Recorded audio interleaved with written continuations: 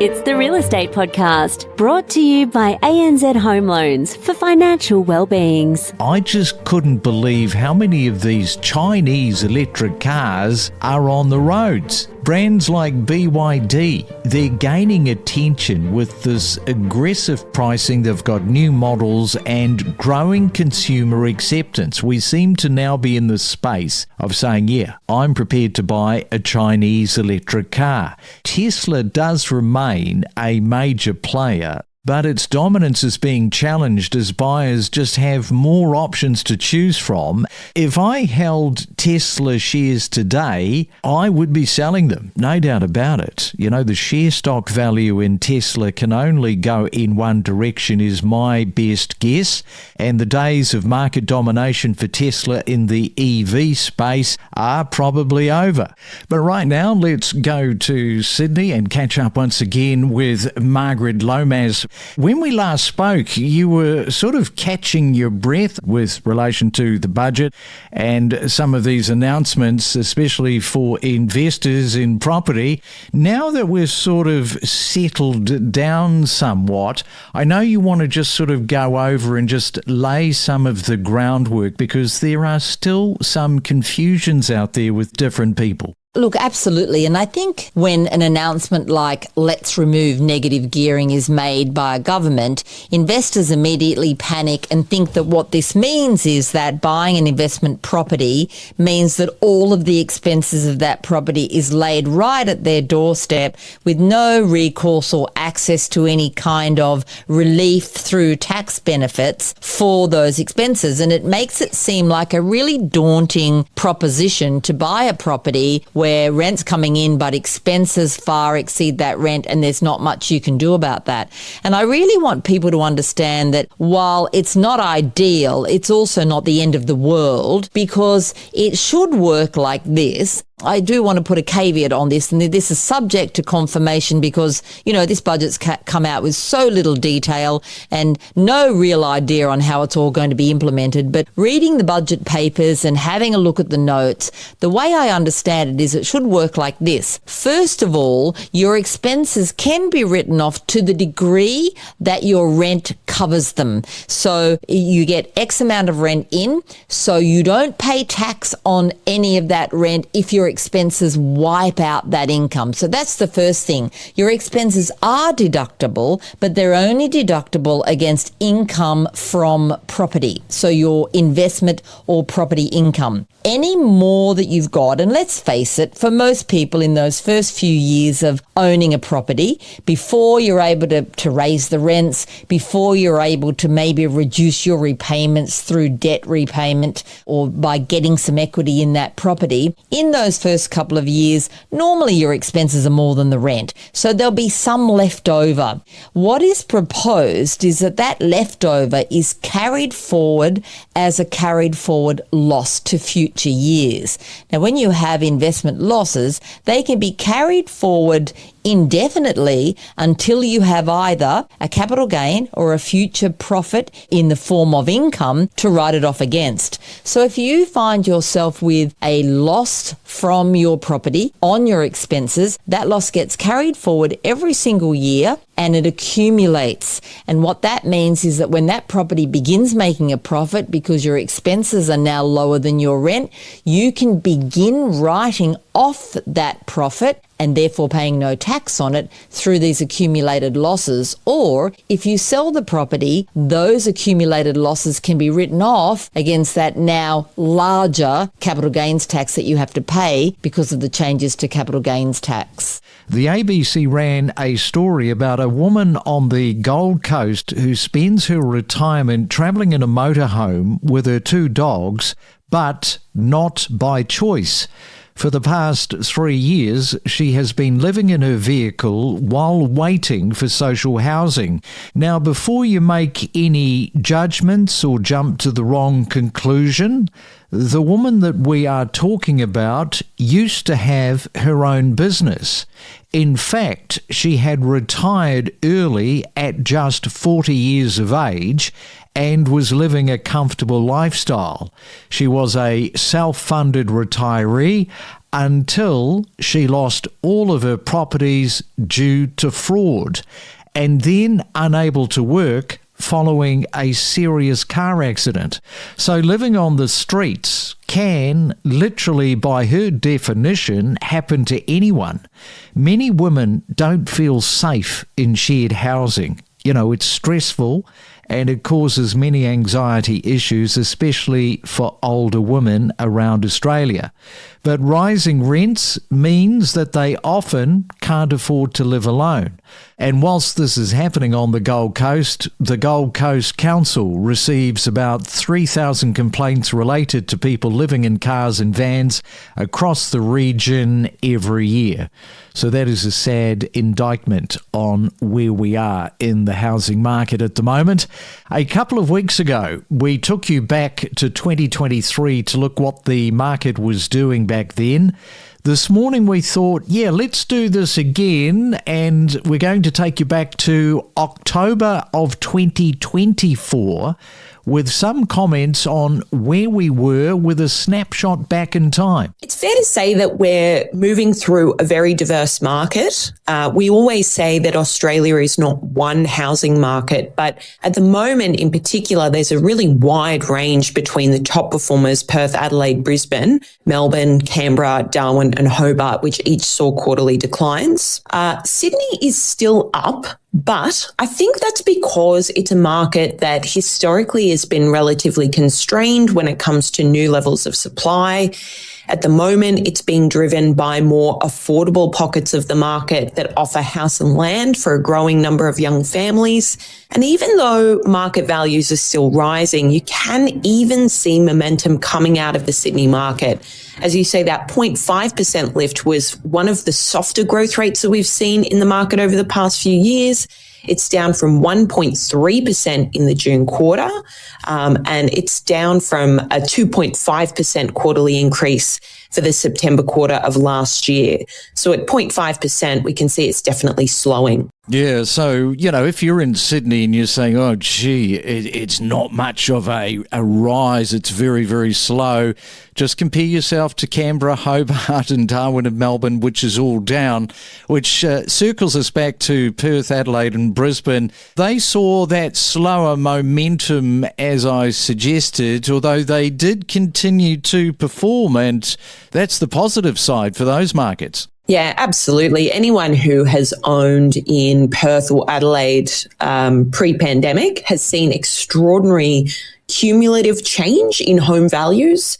Since March of 2020, Perth's home values are up 75%, or the equivalent of a $341,000 increase in the median value. Adelaide has seen similar performance, up 69%, or an additional $330,000 added to the $330,000 added to the median value, and Brisbane sitting up 66%, or $350,000 added to the median value. Don't navigate the real estate market alone. Let us help guide you in the world of real estate every day.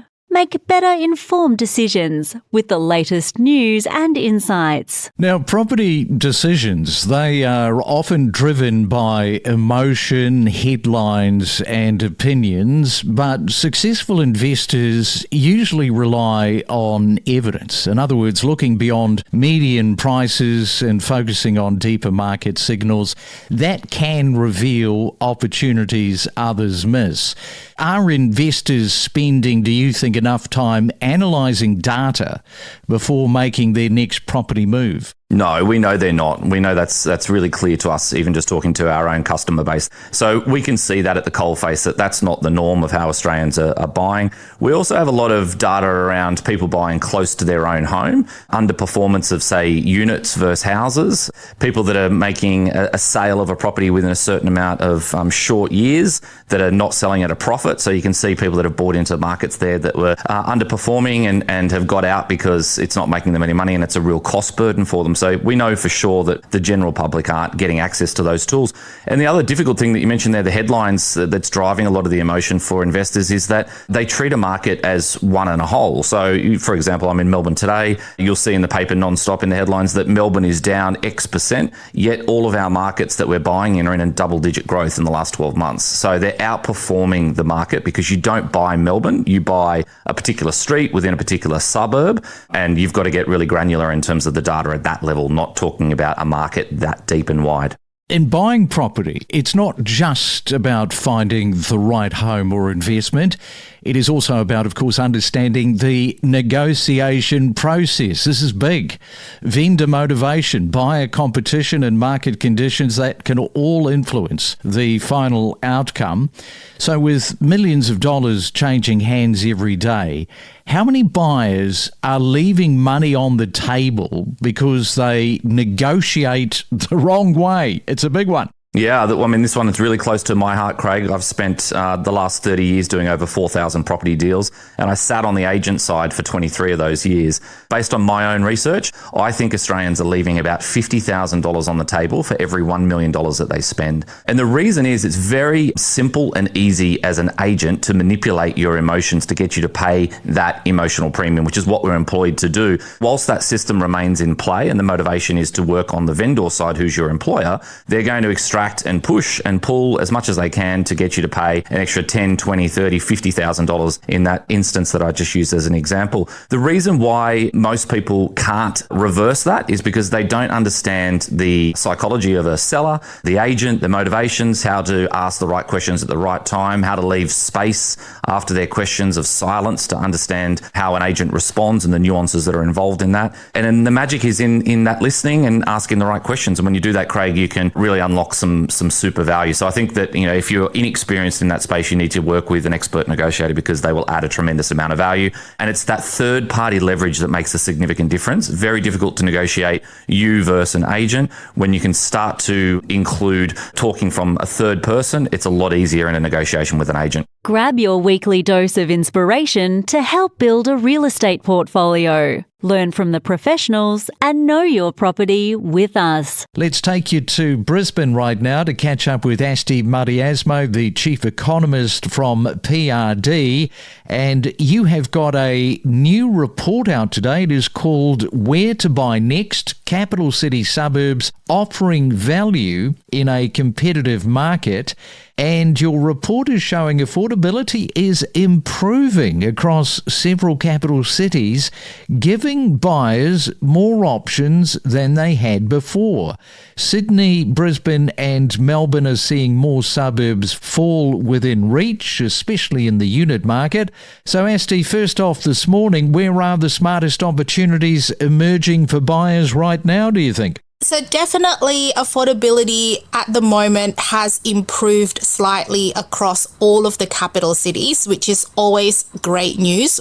One thing that I do have to say, Craig, is that these are definitely not the cheapest suburbs that you can find in each of these capital cities, but it is as affordable as we could find it to balance things like livability, so making sure that you can access your amenities like your schools, shops, hospitals, making sure that the crime rate is as low as possible as well. Also making sure that there are some new projects and new development, particularly residential development, to make sure that if you are looking to buy a new build, then you're able to do so. Okay, and your report also shows that units are becoming one of the biggest opportunities at the moment for first home buyers and investors across Australia.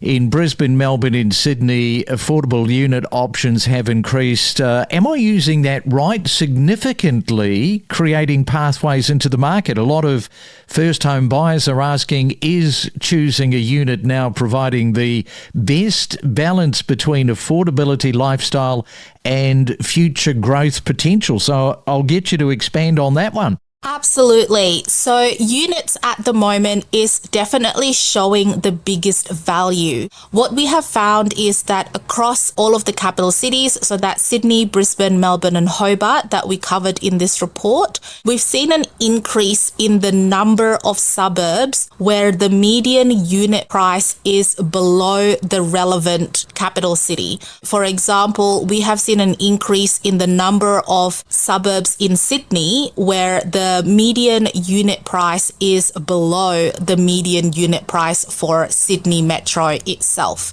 And that is definitely a great finding and something that is really, really good for buyers right now. In Brisbane, for example, when we did this report last year, only about 40% of suburbs within 20 kilometres from the CBD in Brisbane is considered affordable, which means that it's below the Brisbane median unit price, whereas this time around, 66% of units or suburbs that are within 20 kilometres from the Brisbane CBD is considered to be affordable in the sense that it has a lower than the median unit price for Brisbane capital city. And again, like you've just said, to balance that affordability with livability. And at the moment, most of the stock that are coming onto the market are units. So it increases their chances of being able to get into the market. And talking of growth areas, Albany in WA is no longer just an historic, sleepy coastal area.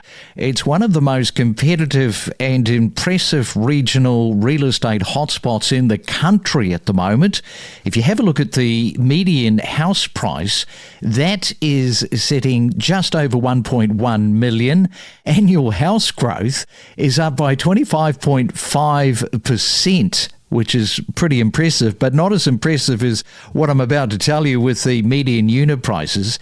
At the moment in Albany, that will cost you over $822,000 with an annual unit growth of almost 150%. What a standout. It definitely is. I think we're going to see a lot more of those type of growth and type of prices as we go along, with a lot of the new taxes that are coming on as well for developers to be able to actually develop new product, which then of course makes it a little bit more scarce in terms of new supply as well for developers to make it, financially viable. We will definitely start to see certain pockets where people may not have considered it before, but as soon as they see a new development, they're all running towards it because new investment tax laws and things like that. We connect you to the best real estate information across Australia. The Real Estate Podcast.